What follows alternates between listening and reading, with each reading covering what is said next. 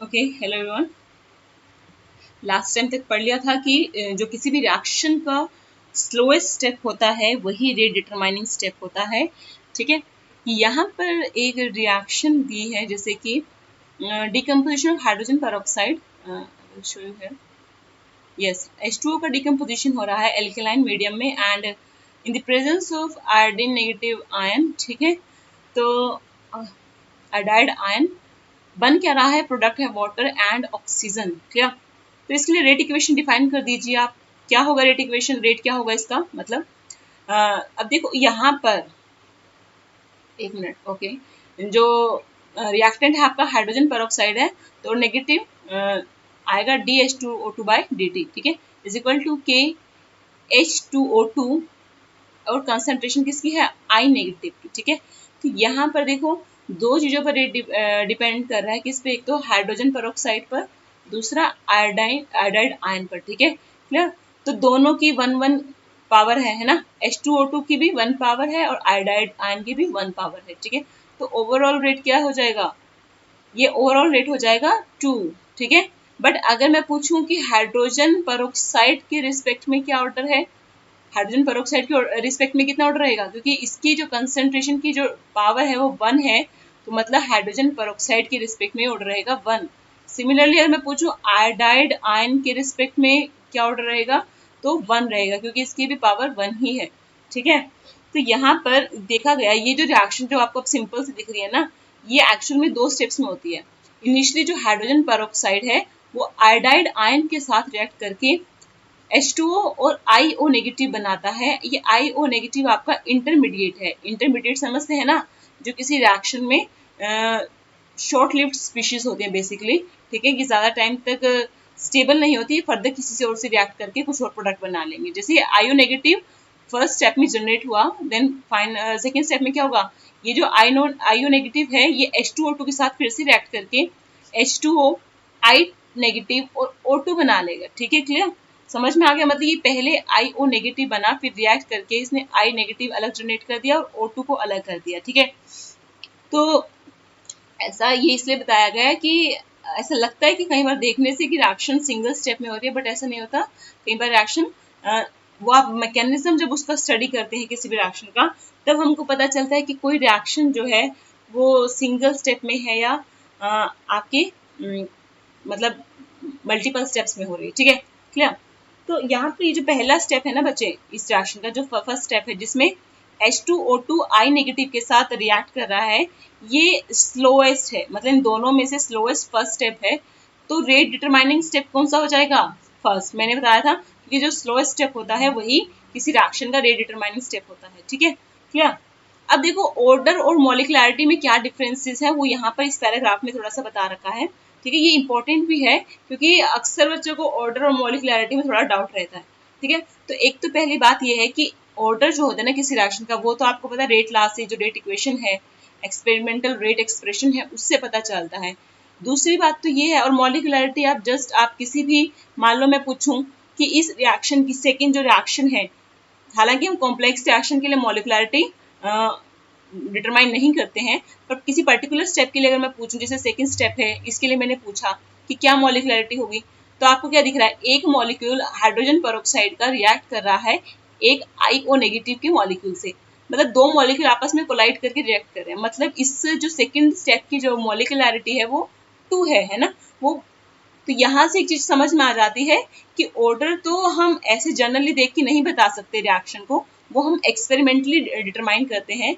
जबकि मॉलिक्युलैरिटी जो है, हम किसी भी एलिमेंट्री रिएक्शन की मॉलिक्युलैरिटी हम सिंपली रिएक्शंस को जो बैलेंस केमिकल रिएक्शन है उसकी तरफ उसको देखकर ही बता सकते हैं। जैसे मैंने अभी यहाँ पर देख के बता दिया कि मॉलिक्युलैरिटी क्या है। ठीक है, okay.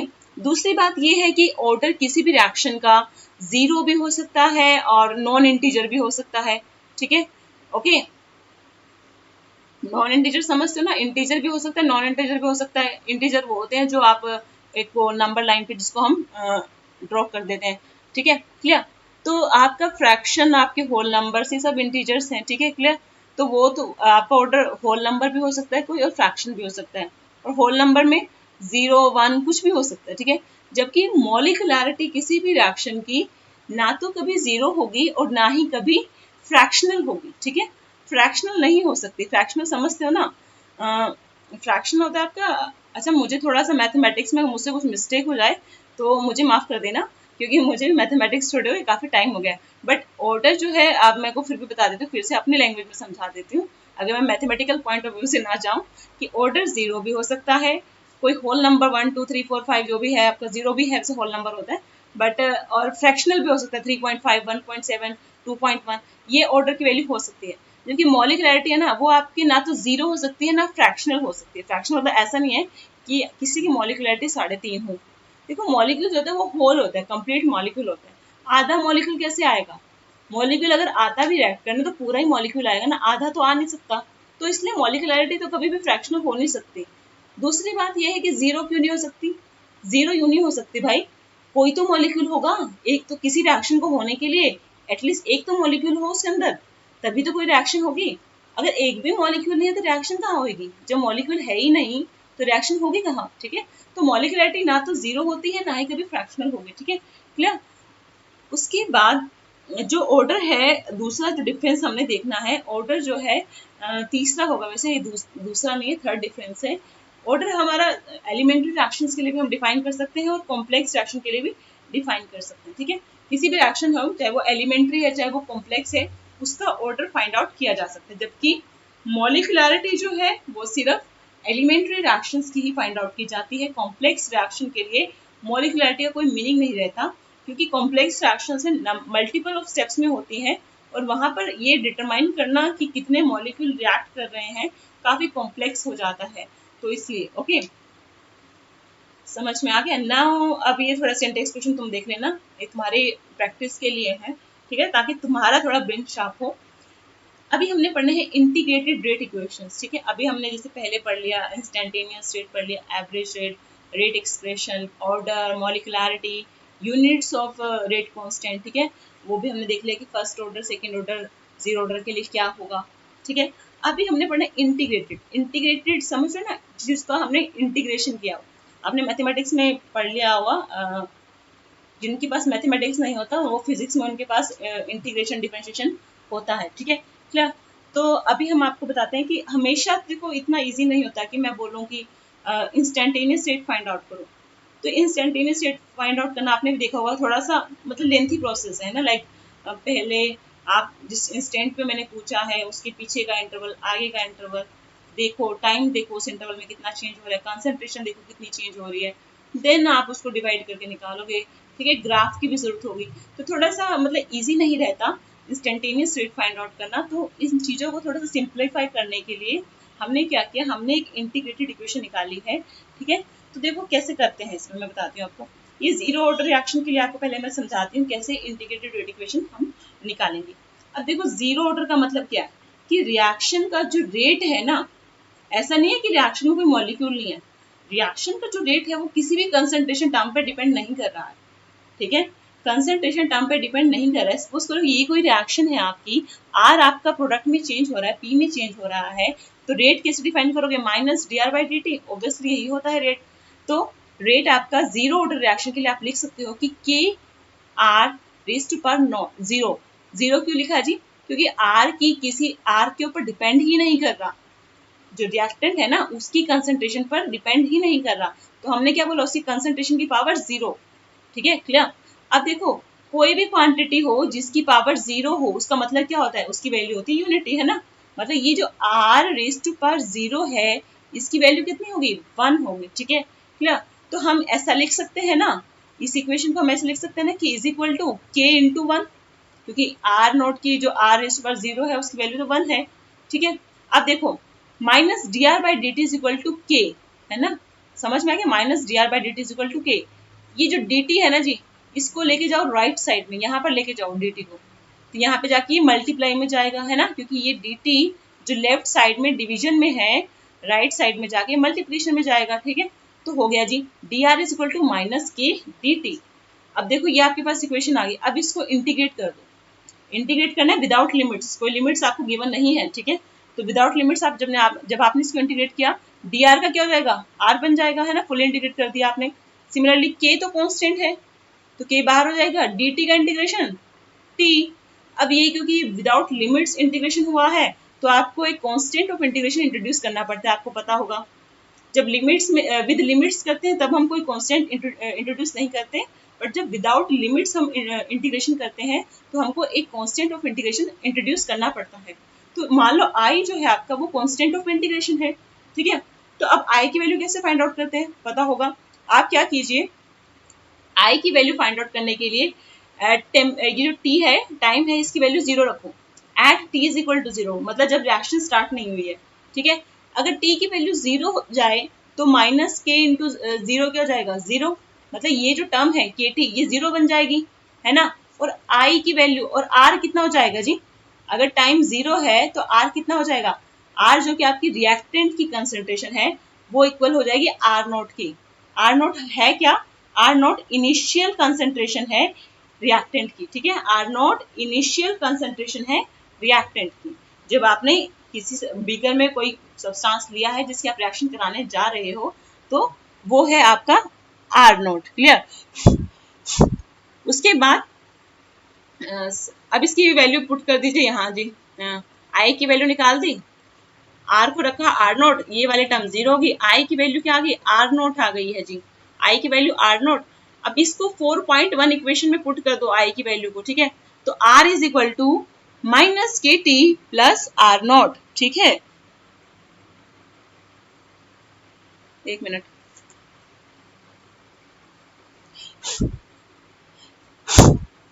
Okay, minus K T plus r naught, ठीक है। अब देखो ये जो इक्वेशन आपके पास आ गई ना, इसको ये याद रखनी है आपने, ठीक है। ये आपकी 0 ऑर्डर के लिए रेट इक्वेशन है, इंटीग्रेटेड रेट इक्वेशन है आपकी, क्लियर। अब इस इक्वेशन को हम लोग कंपेयर करेंगे, आपको लग रहा होगा ये y is equal to M X plus C की फॉर्म में है ना, लग नहीं रहा।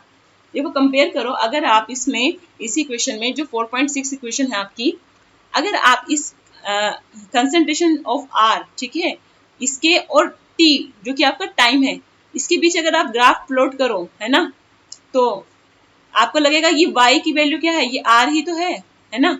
y आपका यहाँ पे r है और x क्या है आपका, x है आपका t, ठीक है, क्योंकि हम ग्राफ प्लॉट कर रहे हैं r और t के बीच में, यही वेरिएबल है, बाकी तो कांस्टेंट है ना वैल्यू, वेरिएबल के बीच में ही ग्राफ प्लॉट किया जाता है, ओके। तो यहाँ पर जो माइनस के है बच्चे वो क्या हो जाएगा, वो m हो जाएगा, और m क्या होता है जी, m होता है आपका स्लोप। तो माइनस के आपका स्लोप होगा इस रेट इक्वेशन का, ठीक है। वेयरएज r नोट क्या हो जाएगा, c, और c होता है क्या जी, c होता है इंटरसेप्ट, जो y एक्सिस पे इंटरसेप्ट बनता है वो c होता है। और माइनस स्लोप का मतलब ये है कि जो आपका ग्राफ है वो डिक्रीजिंग होगा, ठीक है। स्लोप माइनस मतलब ग्राफ डिक्रीजिंग पैटर्न में जाएगा। अगर स्लोप पॉजिटिव होता है, ये मैंने पहले भी बताया था, तो ग्राफ इंक्रीजिंग पैटर्न में जाएगा, ठीक है। तो ये देख लो यहाँ पे ग्राफ बन गया, ये ग्राफ बहुत इंपॉर्टेंट है, ये बहुत पूछे जाते हैं, ठीक है, क्लियर। 0 फर्स्ट ऑर्डर की ग्राफ बहुत इंपॉर्टेंट है, ये आपको पता होने चाहिए, ओके। यहाँ पर कंसंट्रेशन देखो, r डाला, टाइम डाला, ये जो वैल्यू है, ये जो 0 से लेके ये जो लाइन जहां से ये डिक्रीज होना शुरू हो रहा है y एक्सिस पे, ये जो लाइन है, ये जो मतलब बीच का जो लेंथ है, ये आपका इंटरसेप्ट कहलाता है, ठीक है। इंटरसेप्ट की वैल्यू है आपकी r नॉट। स्लोप आपका क्या है, k है। माइनस इसलिए पता है, माइनस तो जस्ट इसलिए है क्योंकि वो डिक्रीजिंग में है, ठीक है।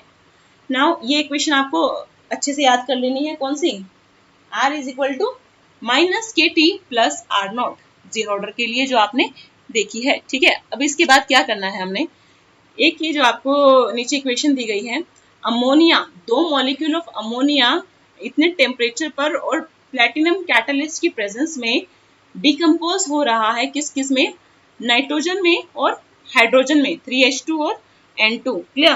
तो इससे क्या होगा जी, अब देखो यहाँ पर ये जो रेट हमने देखा ना, इस रिएक्शन का स्टडी किया कि इसका रेट कैसे वेरी करता है, तो हमने देखा कि जो रेट है वो अमोनिया की कंसंट्रेशन पर डिपेंड ही नहीं कर रहा, ठीक है। हमारा रेट जो है अमोनिया की कंसंट्रेशन पर डिपेंड नहीं कर रहा। इसका मतलब क्या हुआ कि अमोनिया का जो डिकम्पोजिशन है वो एक 0 ऑर्डर रिएक्शन का एग्जाम्पल है, ठीक है। अमोनिया का डिकम्पोजिशन एक 0 ऑर्डर रिएक्शन का एग्जाम्पल है। तो यहाँ पर हम लिख सकते हैं कि रेट जो है KNH3⁻0, क्योंकि NH3 तो डिपेंड ही नहीं कर रहा, है ना। और कैटलिस्ट क्या होते हैं जी, यहाँ पे प्लेटिनम जो कैटलिस्ट डाला है, कैटलिस्ट का क्या काम होता है, जो कैटलिस्ट होते हैं किसी भी रिएक्शन में बिना कंज्यूम हुए रिएक्शन के को स्पीड अप करते हैं, ठीक है। जो प्लैटिनम जितना आपने डाला होता है ना, मान लो आपने जितने भी ग्राम डाला है प्लैटिनम एज अ कैटलिस्ट इस रिएक्शन में, जब रिएक्शन कंप्लीट हो जाएगी ना, तो जो प्लैटिनम का जो जितना भी अमाउंट डाला है वो चेंज नहीं होगा, वो उतना ही रहेगा, ठीक है। बट रिएक्शन जो होती है वो स्पीड अप हो जाती है, क्योंकि जो कैटलिस्ट है ना वो रिएक्शन को एक लोअर एनर्जी पाथवे प्रोवाइड करते हैं। हालांकि वैसे तो वो सिलेबस में होता था, पर अभी मुझे नहीं पता इस बार वो सिलेबस में है कि नहीं, वो मैं अभी नीचे वाले टॉपिक्स पे आई नहीं, तो जब आएंगे तो देखेंगे। फिलहाल जो हम पढ़ रहे हैं वो तो सिलेबस में है। Okay, now next is your first order reactions, ठीक है। तो जैसे जीरो ऑर्डर थी तो फर्स्ट ऑर्डर से समझ में आ गया होगा कि कितनी कंसंट्रेशन की कितनी पावर पर डिपेंड कर रहा होगा, 1, है ना। रेट कंसंट्रेशन की 1 पावर पर ही डिपेंड कर रहा होगा। जैसे कि यहाँ पे रेट हमने लिख दिया जो कि माइनस dr/dt होता है किसी भी रिएक्शन के लिए, will be equal to k concentration of r raise to power 1, कुछ नहीं लिखा है तो मतलब 1, है ना। तो 1 पावर पर डिपेंड कर गया। अब हम क्या करेंगे जी, हम लोग क्या करते हैं, ये r वाली जो टर्म्स है ना, इधर dr है इधर r है, इसको लेके जाएंगे लेफ्ट साइड में, ठीक है। r को लेफ्ट साइड में लेके, देखो r आ गया नीचे, और ये dt कहाँ जाएगा जी, ये dt जाएगा राइट साइड में, और ये जो माइनस साइन है ये भी इन्होंने राइट साइड में मूव कर दिया, ठीक है। अभी कर दो इसका इंटीग्रेशन, ये जो इक्वेशन आ गई ना और लिख के जो दिया है, तो इसका इंटीग्रेशन करते हैं। देखो अगर मैं r को x मान लूं, r को मैंने x मान लिया और dr को क्या बना बोलूंगी फिर मैं dx, है ना। तो 1/x dx, 1/x dx क्या होता है integration, natural log of x, ठीक है। ये पता ही होगा तो 11th में करा देते हैं, ठीक। So natural log of x।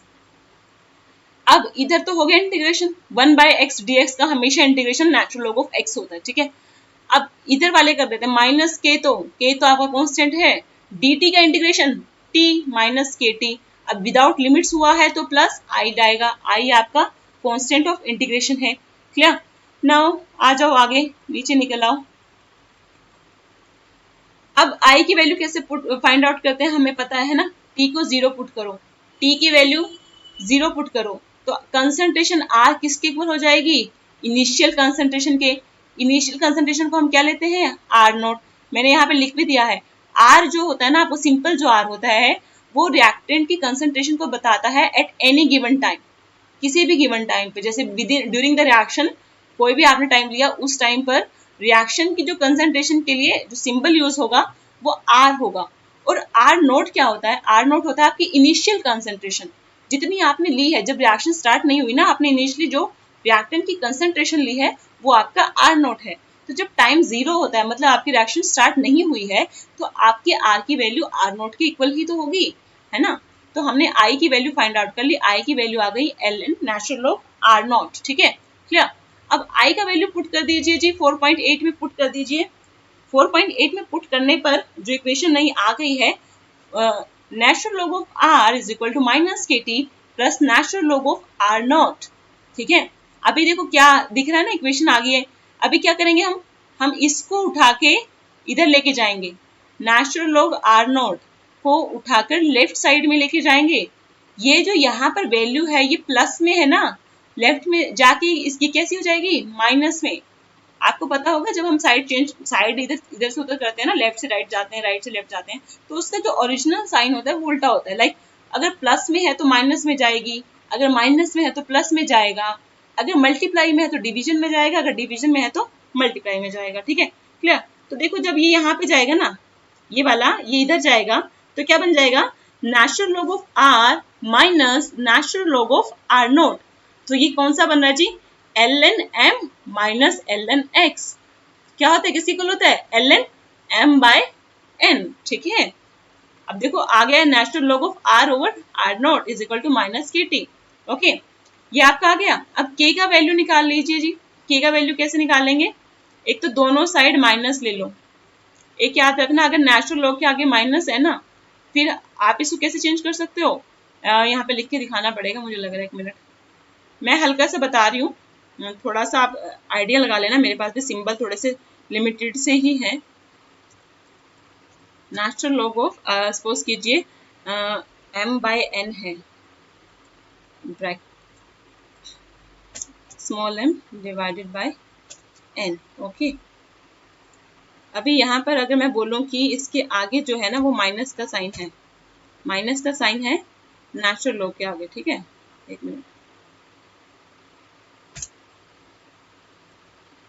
अब ये जो होता है ये इसके इक्वल हो जाएगा ln bracket n oblique m, ठीक है। जो अंदर ब्रैकेट में टर्म है वो चेंज हो जाएगी, इन्वर्ट हो जाएगी, ठीक है। अगर नेचुरल लॉग या बेस 10 के सामने माइनस का साइन रहता है तो अंदर में जो टर्म होती है ना m बाय n होती है, वो कैसे हो जाएगी, नेचुरल लॉग प्लस का साइन हो जाएगा आगे, और ये वाली अंदर वाली जो टर्म है वो रिवर्स हो जाएगी, n बाय m हो जाएगी, ठीक है।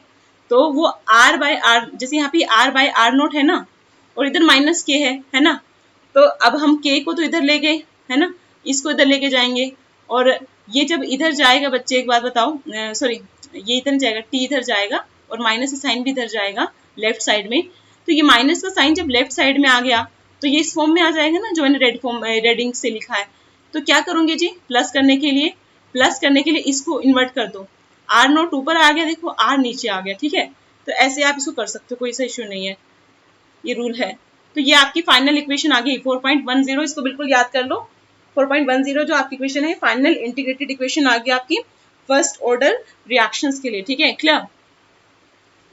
अब यहाँ पर एक चीज और याद रखना, एक और इक्वेशन है, अगर आपको देखो यहाँ पे जो t है आपको टाइम दिया है ना, अगर सपोज करो आपको कोई इंटरवल दिया जाए, इंटरवल समझते मतलब कोई टाइम इंटरवल दिया जाए, बोला है कि पहले t1 पे देखा इस रिएक्शन को डिफाइन किया, सॉरी इक्वेशन को डिफाइन किया t1 पे, t1 कोई टाइम होगा कोई भी रैंडम टाइम, ठीक है, ये आ गई, ये वही इक्वेशन है जो ऊपर पड़ी है, ln r1 minus kt1 plus ln r0, ये किसी पर्टिकुलर टाइम t1 पर है, ठीक है। और t2 पे क्या हो जाएगी ये इक्वेशन, सिमिलरली 1 की जगह 2 पुट कर दो, ln r2 is equal to minus kt2 plus ln r0, ठीक है, हो गया। अब देखो ये क्या करेंगे आप 4.11 एंड 4.12 को क्या करो, माइनस कर दो, एक दूसरे से माइनस कर दो, तो क्या हो जाएगा, देखो ये वाली जो टर्म है ln r0 और ln r0 ये तो कैंसिल आउट हो जाएगी है ना, क्योंकि दोनों सेम ही तो है, बचा क्या, इधर बच जाएगा ln r1 minus ln r2, 4.11 में से 4.12 को माइनस करना है, सब्सट्रैक्ट करना है, ठीक है। और इधर क्या हो जाएगा माइनस kt1, इधर माइनस था, minus minus plus, minus minus plus हो जाएगा, माइनस ऑफ माइनस kt2, ठीक है, कर देना, प्लस करके सोल्व करना, तो वैल्यू आएगी k t2 माइनस t1, ठीक है। ये जो इक्वेशन में लिख रही हूँ ये फर्दर आपने इसमें k का वैल्यू निकाल दिया, t2 माइनस t1 को लेफ्ट साइड ले जाओ और कुछ नहीं करना। ये जो 4.13 इक्वेशन आई है ये किसी पर्टिकुलर टाइम इंटरवल के लिए आई है, ठीक है। अगर आपको कोई पर्टिकुलर टाइम इंटरवल दिया गया है रादर देन कोई पर्टिकुलर टाइम, मतलब एक जैसे ऊपर वाले इक्वेशन में t था उसमें आपको कोई ना कोई पर्टिकुलर टाइम दिया होगा, सपोज 4 मिनट 3 मिनट, ठीक है। यहाँ पर ये जो 4.13 इक्वेशन है फर्स्ट ऑर्डर रिएक्शन के लिए है, ये भी इसमें आपको एक पर्टिकुलर इंटरवल दिया है, लाइक बोला है कि 3 से 5 मिनट के बीच, ठीक है। तो t1 पे t1 हो गया 3 और t2 क्या हो गया 5, t2 आपका फाइनल वाला जो हायर वैल्यू होती है वो t2 होती है।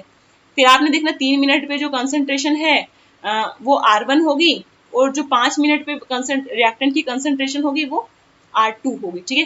तो आप पुट करके वहां से k का वैल्यू फाइंड आउट कर सकते हैं, ठीक है। तो दो तरीके हो गए हैं ना फाइंड आउट करने के, एक तो आपको पर्टिकुलर कोई टाइम दे दे, उस पर कंसंट्रेशन दे दे और इनिशियल कंसंट्रेशन दे दे जैसे कि पहले किया था, या फिर आपको कोई इंटरवल ऑफ टाइम दे दिया जैसे कि 4.13 में किया और उस इंटरवल पर दोनों कंसंट्रेशन की वैल्यू दे दी, तो आप ये जो 4.13 इक्वेशन है इसे यूज करके रेट कांस्टेंट फाइंड आउट कर सकते हैं, ठीक है, क्लियर।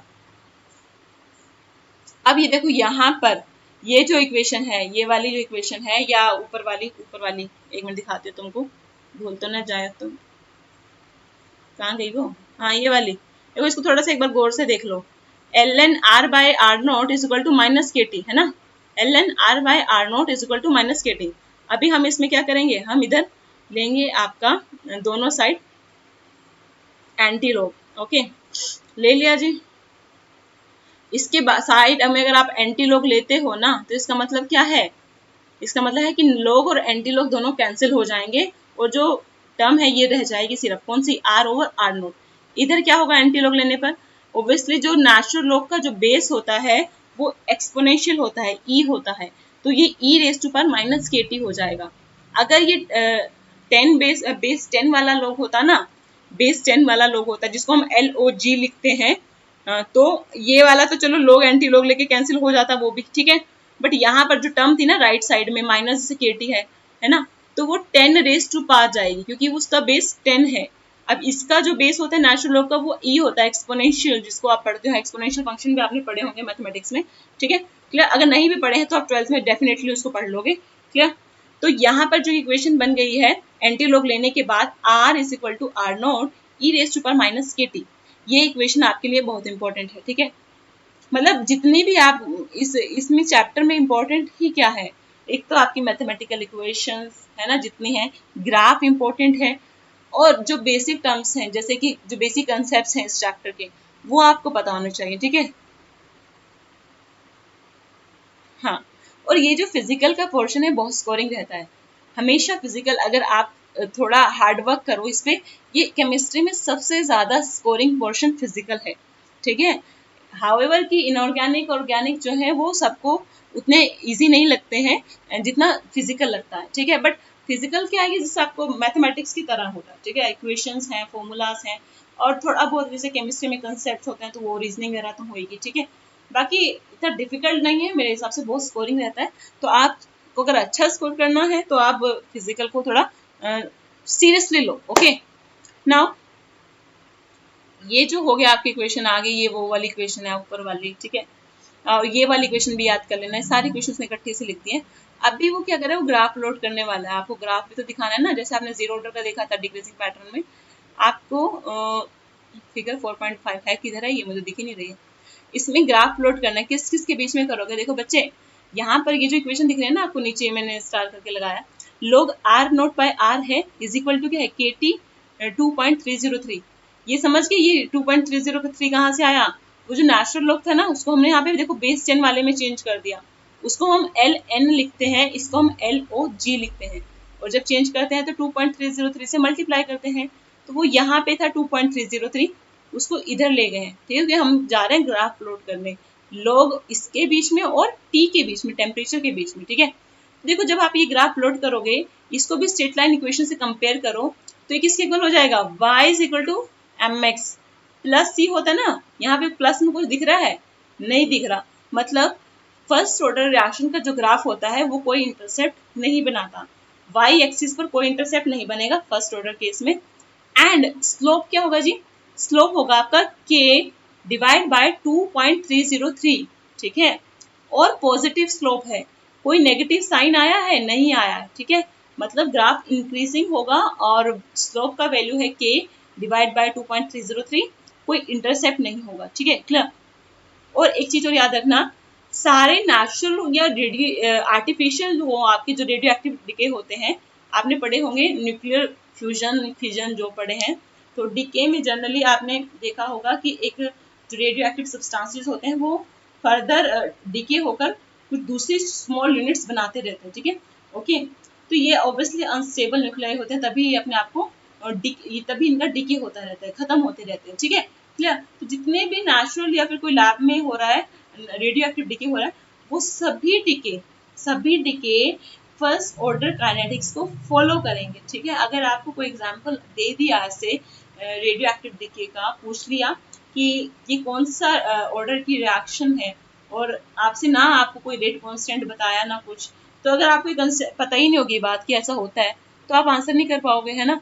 तो एनसीईआरटी में एक एक चीज ऐसे लिखी है कि आप ऐसे होगा कि आप ये नहीं समझ पाओगे कि उस पे क्वेश्चन कैसे आएगा। आप उसको अभी ये मैंने हाईलाइट कर दिया, तो मे भी अगर मैं हाईलाइट ना करती शायद आधे बच्चे तो उसको ऐसे छोड़ने वाले थे स्टेटमेंट को, ठीक है, क्लियर।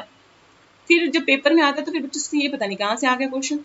देखो ये जो ग्राफ मैंने अभी आपको बता रही थी ना, देखो ये ग्राफ प्लॉट किया है लोग R naught by R time के बीच में, देखो इंटरसेप्ट नहीं है, इसलिए लाइन कहाँ से शुरू हुई है, ओरिजिन से शुरू हुई है। अगर इंटरसेप्ट होता है ना तो वो y एक्सिस से शुरू होगी, ठीक है, कहीं यहाँ से या फिर यहाँ से शुरू होती है, ठीक है। बट इंटरसेप्ट ना होने की वजह से जो स्ट्रेट लाइन होती है आपकी वो ओरिजिन से स्टार्ट होती है। नाउ स्लोप क्या है, पॉजिटिव है, स्लोप क्या है, पॉजिटिव है, तो इंक्रीजिंग दिख रहा है, और स्लोप का वैल्यू है k बाय 2.303।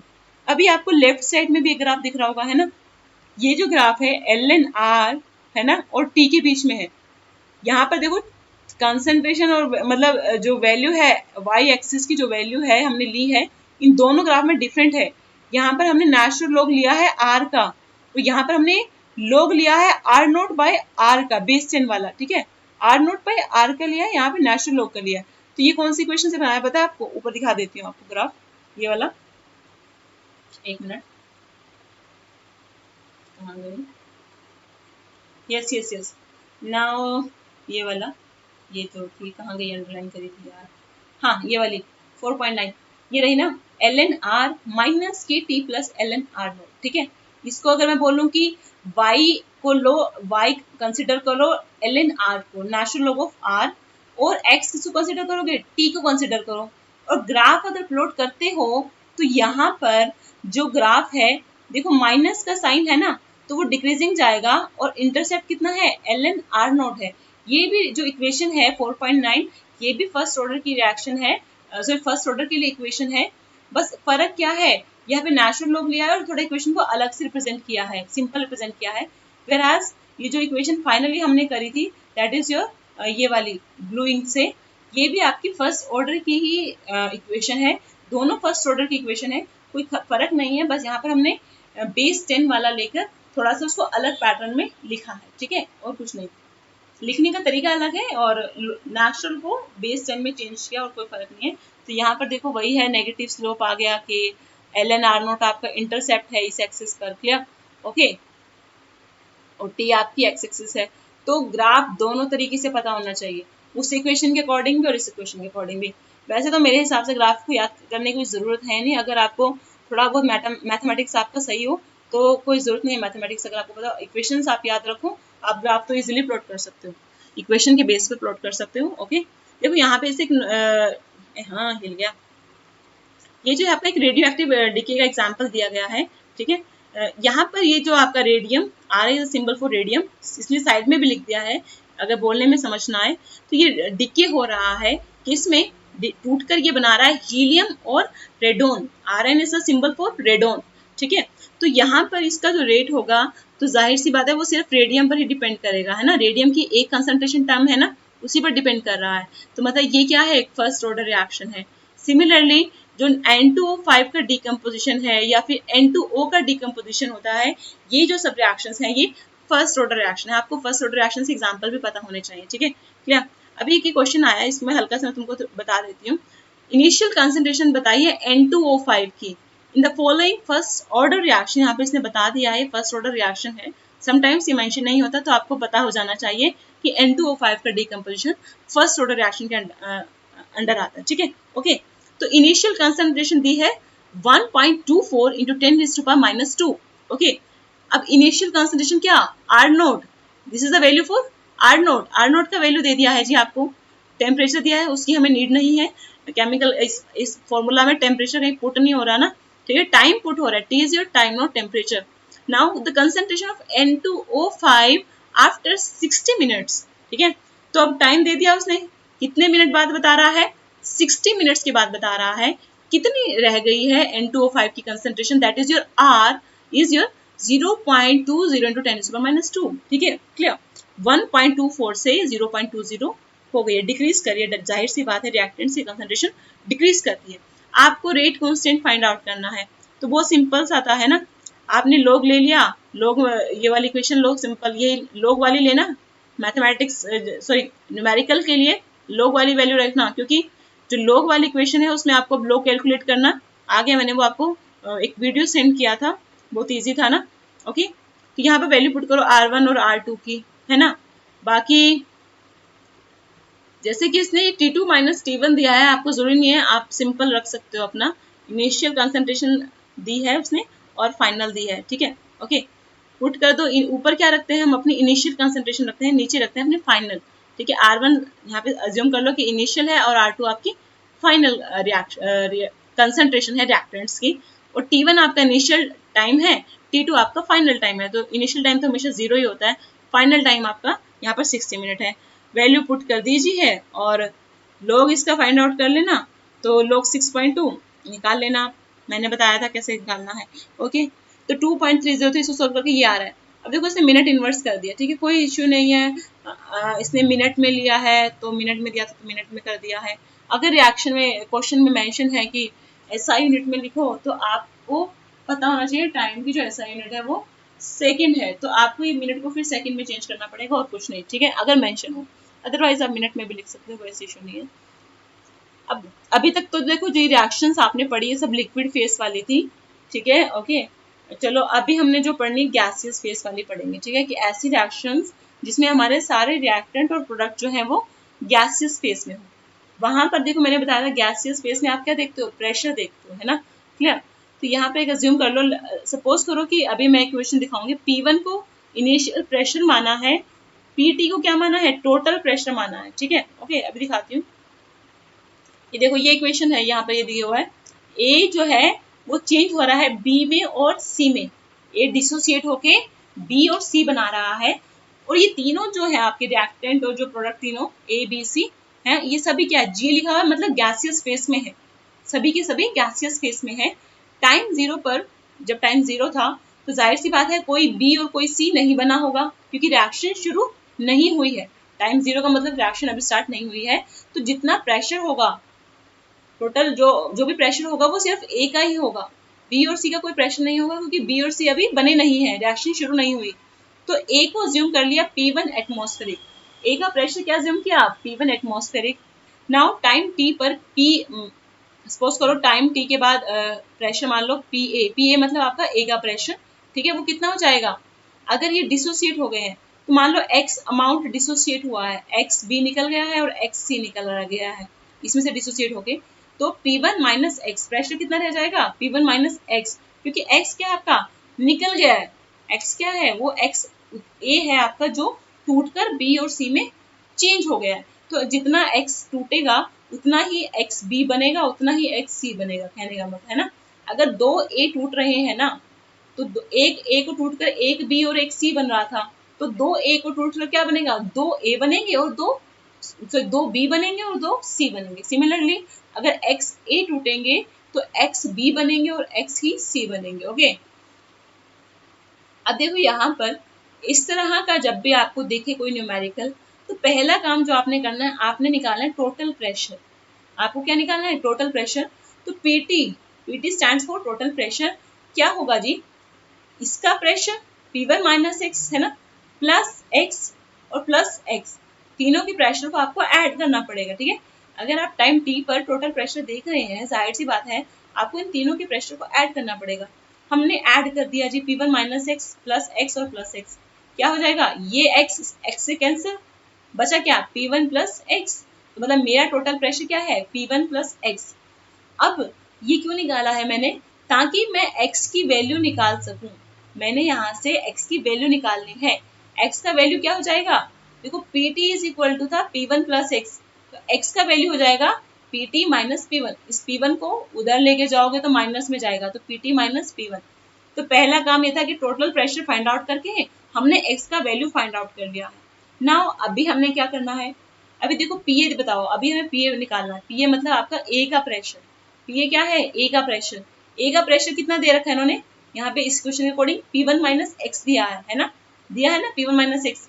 अभी x को क्या करना है, x का जो वैल्यू निकाला था ना अभी ऊपर, इस x को यहाँ पे पुट कर दो, तो पुट कर दिया जी, क्या है P1 माइनस ब्रैकेट में PT माइनस P1।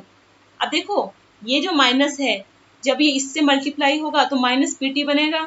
अब ये जो माइनस अंदर वाले P1 से मल्टीप्लाई होगा जिसके आगे माइनस का साइन है, तो ये माइनस माइनस क्या हो जाएंगे, ये माइनस माइनस प्लस हो जाएंगे, तो क्या हो जाएगा P1 प्लस P1 हो जाएगा, मतलब 2P1 माइनस PT, ठीक है। ये दो बातें आपको याद रखनी है कि टोटल प्रेशर निकालकर x का वैल्यू फाइंड आउट करना है।